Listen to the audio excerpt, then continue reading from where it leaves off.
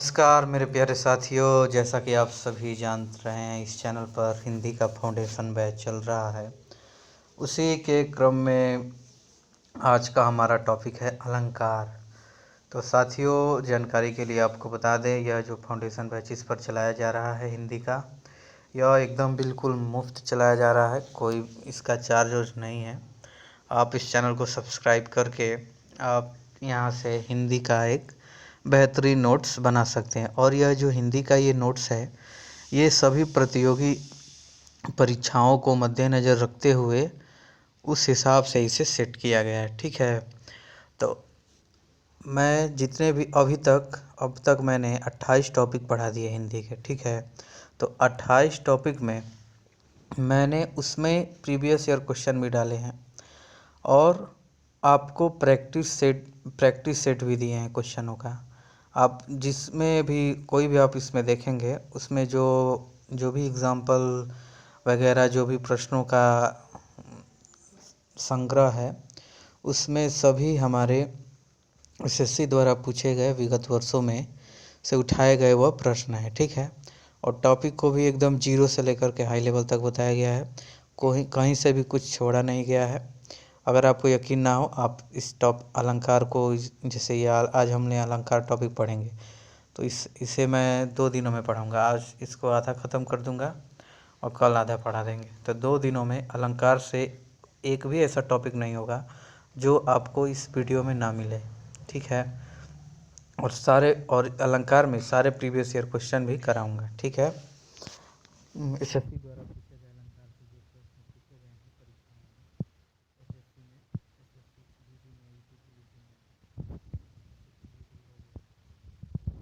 और भी बाकी सब एग्ज़ाम कराती है, एमटीएस का, सीएचएसएल का।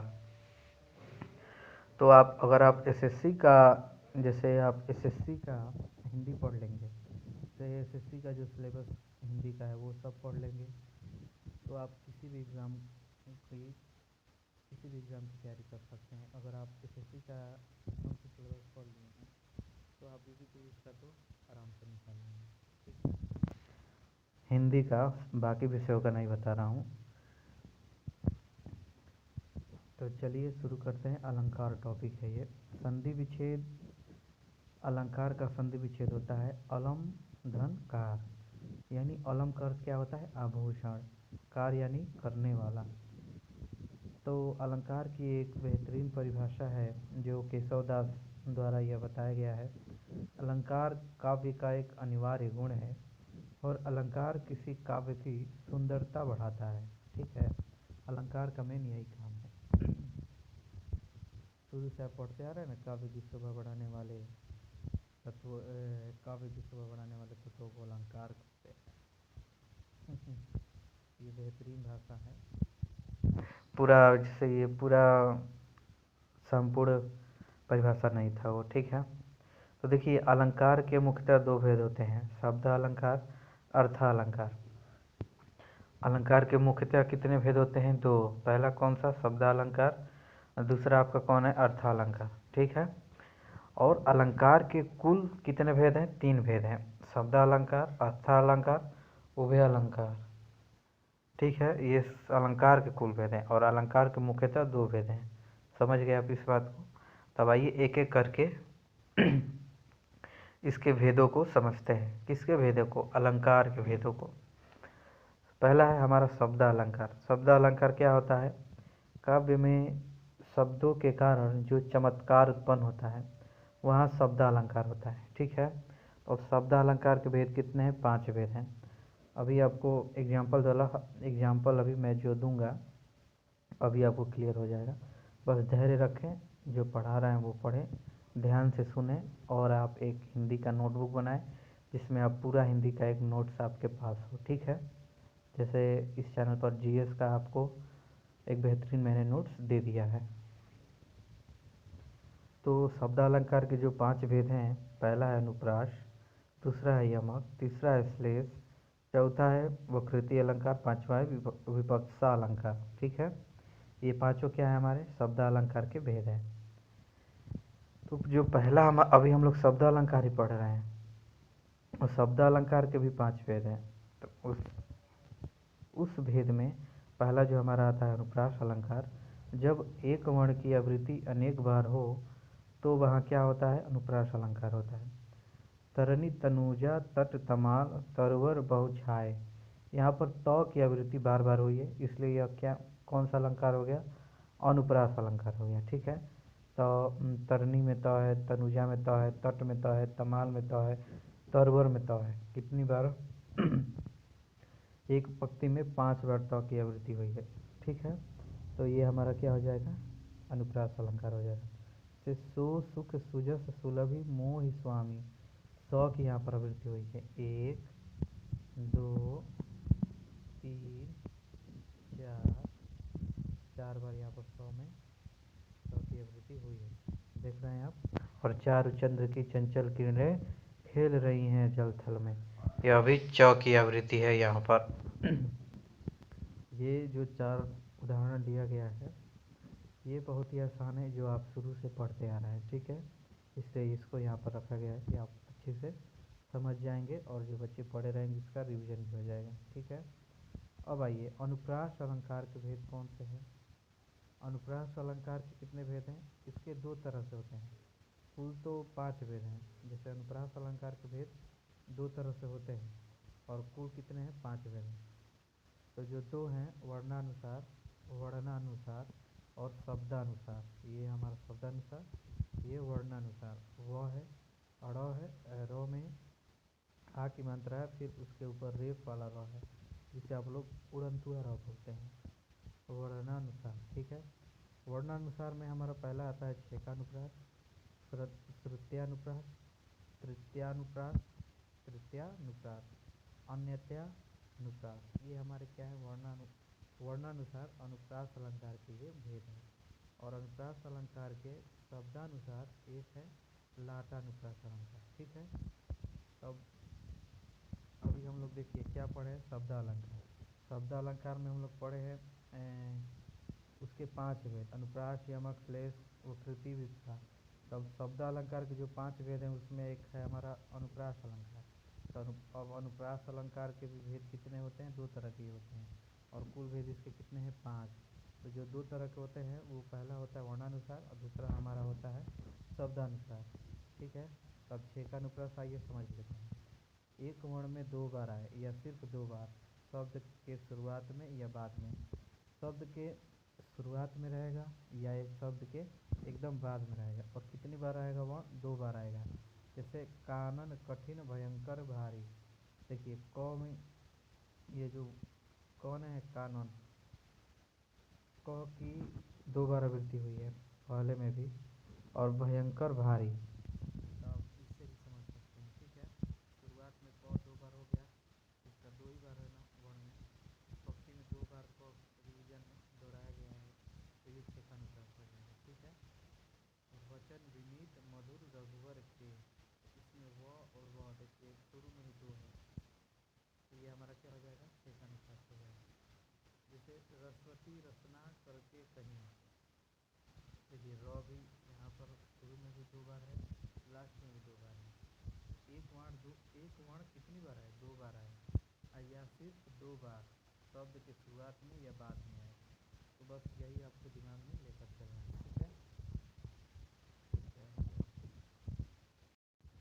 ठीक है, ये देखिए 14वीं का चांद हो या आफताब हो, इसमें चौ की आवृत्ति 2 बार हुई है, तो ये हमारा क्या आ जाएगा, छेकानुप्रास। छेक कर भी रिपीट होता है और वहाँ भी छेकानुप्रास होगा। ठीक है,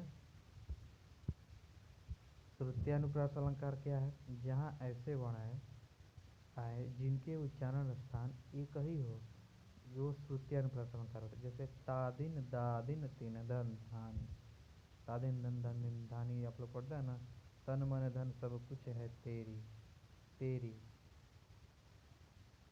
तेरा होगा, तेरी नहीं होगा। तो यहाँ पर क्या हो रहा है, जहाँ ऐसे वर्ण आए जिनके उच्चारण स्थान एक ही हो, वो श्रुत्यानुप्रास अलंकार होगा। जैसे त का द का और त द ध न, ये हमारे त वर्ण में आएंगे, तो त थ द ध न ये हमारा कौन सा है, त वर्ण। तो त वर्ण में ये आ रहा है ना, एक ही का इनका उच्चारण स्थान है, तो ये श्रुत्यानुप्रास हो जाएगा। ठीक है, समझ गए। अब वृत्यानुप्रास में इसकी पहली पहचान है, अनुप्रास अलंकार के सभी उदाहरण वृत्यानुप्रास होते हैं। अनुप्रास अलंकार के सभी उदाहरण क्या होंगे? आपके वृत्यानुप्रास होंगे। और इसकी दूसरी पहचान क्या है वृत्यानुप्रास अलंकार के? यदि शब्द रिपीट हो और रिपीट शब्दों का अर्थ एक ही हो, मतलब दोनों शब्दों का अर्थ एक ही हो। समझ रहे हैं आप? जैसे एक शब्द रिपीट हो गया, तो उस शब्द का भी, जैसे गरम गरम समोसे ले आना, तो गरम गरम दो बार आ गया, तो गरम मतलब गरम इसका आपस में ठंडे धीरे धीरे, तो दोनों शब्दों का मतलब एक है ना, एक ही है कि नहीं, तो वही बताया गया है। ठीक है, तो ये हमारा क्या हो जाता है? वृत्यानुप्रास अलंकार होता है। ठीक है, चौथा है देखिए हमारा अत्यानुप्रास अलंकार, जो अंत में तुक बनती है, यानी जैसे पवन तनय संकट हरण मंगल मूर्ति रूप, राम लखन सीता सहिता हृदय बसौ सुर भूप। ये जो अंत में ना रूप और भूप, ये दोनों एक जैसे एक समान लग रहा है, अंत में तुक बनती है, जैसे जैसे रूप भूप, धूप सूप रूप धूप, ऐसे ही वेश वेश देश भेष वेशभूषा, जैसे एक ही प्रकार की आ रहा है ना, तो उसी तरह ये हमारा क्या हो जाता है? अंत वाला देखा जाता है एकदम लास्ट में। देखिए रूप और भूप यहाँ पर बताया गया है, वेश में और देश में। बस मौन में गंभीरता है बड़प्पन वेश में, जो बात और कहीं वही वह है मेरे हमारे देश में। तो देश में और वेश में दोनों एक ही वर्ण में ये तुक बन रहा है, तो यही हमारा क्या हो जाएगा? अत्यानुप्रास अलंकार हो जाएगा। ठीक है, अल्लाटानुप्रास अलंकार होता है हमारा पंक्ति जो रिपीट होती है, जैसे मांगी नाव न केवट आना, मांगी नाव न केवट आना, ये हमारा क्या होता है? पंक्ति रिपीट होती है, एक पंक्ति ऊपर लिख दिया गया, फिर नीचे भी एक पंक्ति लिख दिया गया उसी बात को, तो हमारा क्या हो जाता है? लाटानुप्रास होता है। उसे रोको जाने मत दो, उसे रोको मत जाने दो, मतलब समझ गए? उसे रोको मत जाने दो, ये हमारा दोनों एक ही, जैसे एक ही पंक्ति रिपीट हुई है कि नहीं, तो ये हमारा लाटानुप्रास अलंकार हो गया। ठीक है, और ये हमारा जो यमक अलंकार है, जब दो शब्द आए और दोनों का क्या हो? उच्चारण अलग अलग हो, जैसे सोना और उच्चारण करना अर्थ अलग अलग हो, यहाँ से मिट गया ये वहाँ पर।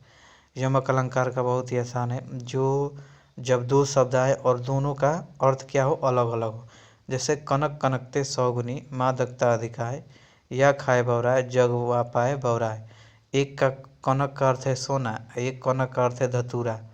धतूरा जानते हैं ना, वो एक कांटा, एक गोल जैसा रहता है, उसमें कांटा उटा रहता है, शंकर जी को वो भगवान भोलेनाथ को वो चढ़ाया जाता है। अब शिवरात्रि में देखते होंगे, नहीं देखे होंगे तो कभी मंदिर जाइएगा शिवरात्रि में या श्रावण मास में, तो वहाँ पर देखेंगे आपके, वहाँ पर लोग धतूरा लाकर चढ़ाते हैं, तो आप वहाँ पर देख लेंगे। ठीक है, काली घटा का घमंड घटा, एक होता है घटा यानी बादल, और एक घटा यानी कम होना। ठीक है, मतलब एक ही शब्द एकदम सेम लगे, जैसे कनक कनक घटा घटा, तो यानी दोनों देखने में तो समान लग रहे हैं, लेकिन ये अर्थ क्या देंगे? अलग अलग अर्थ देंगे।